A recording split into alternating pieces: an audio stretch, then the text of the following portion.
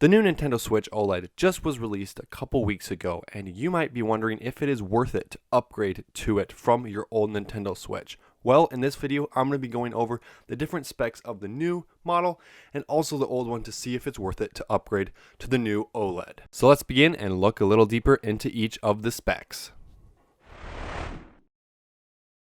So the first main difference between the new Switch OLED and the previous Switch is actually the size. The new Switch is actually 0.1 inches longer, so this actually means that you will not be able to use some of your accessories that you have for the Nintendo Switch. Another thing with the size of the Switch is that the new OLED Switch has a 7-inch screen, and while the old one has a 6.2-inch screen. Also, obviously it's in the name, the new Switch has an OLED screen and the old Switch has a LCD screen, making it a lot different. For instance, when I'm playing Breath of the Wild on my old Switch, the colors are alright, but I wish they had more saturation and just more depth.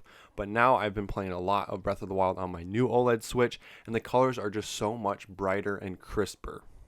Both screens are 720p for the resolution, and also in docking mode they are 1080. Another of the big differences between the old Switch and the new one is the kickstand for tabletop mode.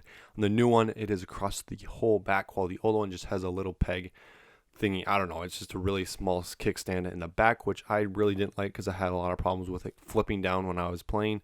But the new one allows you to have a lot more surface area, and you also are able to pitch it in different variables so you can have it at different angles. Another one of the big differences of the Nintendo Switch OLED and the old one is the Nintendo Switch OLED has a 64GB internal storage, while the old one only has 32, so that is double the size. So it's really nice to have double, but I would highly recommend getting a micro SD card, especially if you are playing multiple games. You will fill up that 64GB super fast, so I will leave a couple links down below to different micro SD cards that you can use.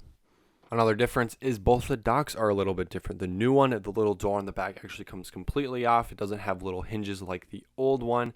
So that is pretty nice to be able to just pull that off and won't have that flapping around while you're trying to plug in cords and whatnot.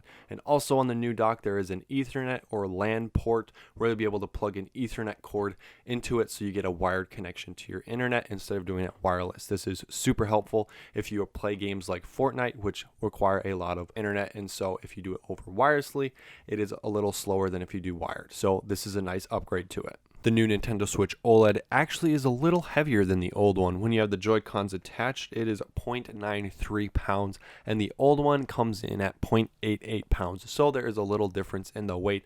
Obviously, it's not very much, but I honestly can tell a difference when I'm playing with the old one and the new one. It just feels a little heavier and better, in my opinion.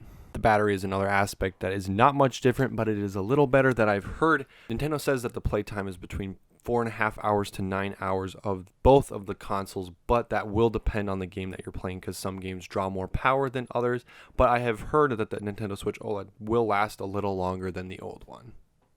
The final difference that I will be comparing from the old Switch to the new OLED Switch is the audio. So the new OLED Switch has an enhanced audio, which helps it be a lot better in handheld mode, a little louder, a little crisper. So this is another difference between the two. So now we come to the big question. Is it really worth it to upgrade from the old Switch to the new Switch? You might want to ask yourself a couple questions before you go ahead and buy this. First of all, I would recommend asking yourself, are you going to be using this in handheld mode? If so, for me personally, I would highly recommend upgrading it because it has a bigger screen, has a little longer battery life, has enhanced audio, and also the OLED screen makes the contrast and colors just pop. It looks so much better. So if you are going to be mainly doing it in handheld mode, I would highly recommend. If you really aren't going to be doing that, then I don't really know if you could. Obviously, it's always cool and nice to get a new console, but if you're not going to be really using it in handheld mode, there's not going to be much different from the old one to the new one besides the LAN port in the dock. So obviously, I have a personal opinion, so I am really glad that I upgraded it, but you guys kind of go through the video and you can check for yourself if it really is worth it or not. And like I said, this is just my personal opinion, so you can do what you want, but I just hope this video was informative on just the different things from the old one to the new one. So if you did like it and found it helpful, give it a thumbs up. If you are interested in seeing any of my other videos, you can check out my channel below. And also, if you are interested in buying the Nintendo Switch, I'll leave a couple links down below. Obviously, right now, it's really hard to find. I'm surprised that I even found it. So hopefully you guys have good luck in finding it. But anyways, guys, if you are not a subscriber yet, click the subscribe button. Next to it, click the little bell so you'll be notified when I post next. And I just want to say a personal thank you to all those who already are subscribed. I really appreciate it. I don't take you guys for granted. Anyways, guys, I will see you in the next video.